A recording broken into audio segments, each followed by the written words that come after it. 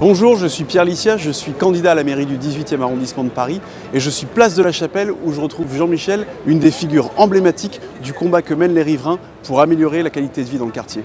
Bonjour Jean-Michel, vous êtes un cofondateur de l'association SOS La Chapelle, l'une des associations de riverains les plus influentes, les plus importantes du quartier. Pourquoi avoir créé cette association ?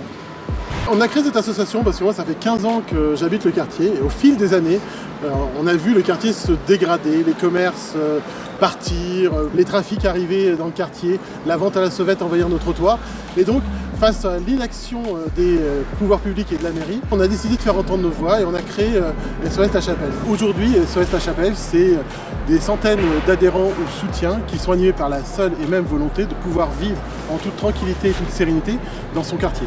Des travaux ont été entrepris d'aménagement sur la place de la Chapelle et la ville sur son site dit même en juillet 2019 on flânera sympa à la Chapelle. Alors on flâne sympa à la Chapelle ? Hélas non, on ne flâne pas sympa à la Chapelle.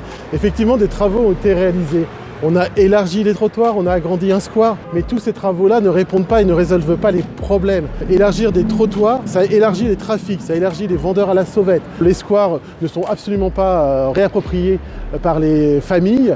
Les femmes désertent toujours l'espace, en tout cas essayent de l'éviter. Donc non, aujourd'hui on ne flâne pas sympa à la Chapelle, on aimerait, mais ce n'est pas le cas encore aujourd'hui.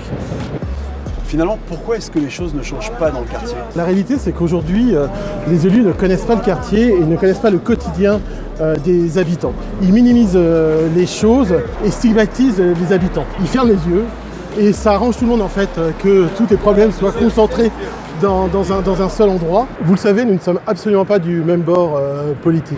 Mais aujourd'hui, ce dont on a besoin, c'est des élus comme vous qui, depuis des années, alertent sur le quartier, permettent d'agir.